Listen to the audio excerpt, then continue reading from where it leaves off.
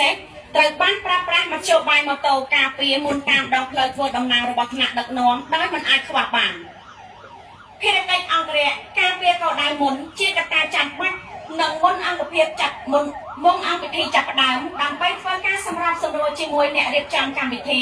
សហការជាមួយនឹងសមត្ថកិច្ចអាជ្ញាធរដែនដីពិសេសអគ្គស្នងការនគរបាលជាតិអង្គរៈធ្វើការត្រួតពិនិត្យកោដៅនិងកាន់កាប់កោដៅអង្គរៈត្រូវបានបែងចែកកម្លាំងជំនាញនិងភារកិច្ចទទួលខុសត្រូវរៀងៗខ្លួនបង្កើតតំបន់ហាមឃាត់តំបន់ឆែកឆេរត្រួតពិនិត្យជាតិទុះជាតិពុលឡាក់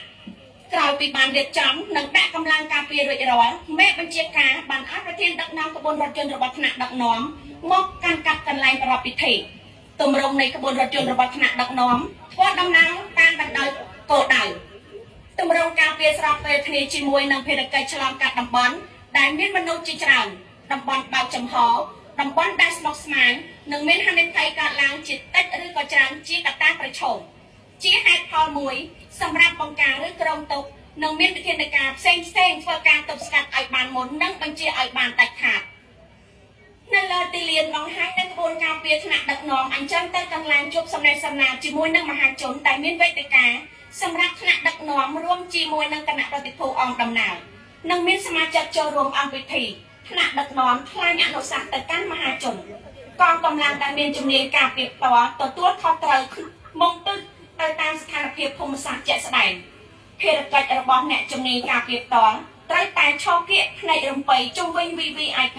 ស្ដាប់រាល់សំឡេងអ្វីដែលជាយថាហេតុនាំឲ្យរំខានដល់ថ្នាក់ដឹកនាំប្រធានក្រុមការពារផ្ទាល់និងសមាជិកបានជារង្វង់នៅក្បួនការពារយល់អំពីបច្ចេកទេសដើរអមកាយវិការស្វាហាប់បិទបាំងដើម្បីរក្សាការពារនិងសុវត្ថិភាពចំពោះ VVIP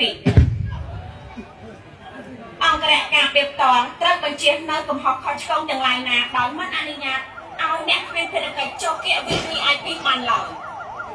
បើសិនជាមេបញ្ជាការមិនអនុញ្ញាតទម្រង់រូបភាពការពារថ្នាក់ដឹកនាំកម្លាំងអង្គរៈការពារផ្ទាល់ជាសន្និសីទរាងការចំណាយចិត្តគឺត្រូវធ្វើការងារនិងសកម្មភាពនៅចិត្តរាងកាយរបស់ថ្នាក់ដឹកនាំត្រូវអនុវត្តកិច្ចការងារការពារនិងរក្សាសុវត្ថិភាពជូនថ្នាក់ដឹកនាំក្នុងកម្រិតចម្ងាយកាន់រង្វង់ទទួលខុសត្រូវកលការរួមរបស់កម្លាំងការពារផ្ទាល់គឺជាខែគឺជាអាចប្រកការពារអាយុជីវិតមានតុល្យភាពនិងជំនាញវិជ្ជាជីវៈមានការប៉ាន់ស្មាននិងការប្រឹងប្រែងទុកជាមុនអង្គរៈត្រូវមានភាពស្មោះត្រង់ដាច់ខាតចំពោះថ្នាក់ដឹកនាំស្រឡាញ់អង្គភាពអត្តចរិតវិន័យសិលធម៌ល្អមានកម្រិតវប្បធម៌ខ្ពស់សុភាពរាបសារច្បាស់លាស់ក្នុងការងារមេបញ្ជាការបានបញ្ជាឲ្យកម្លាំងអង្គរៈការពារផ្ទាល់ថ្នាក់ដឹកនាំជាកម្លាំងការពារផ្ទាល់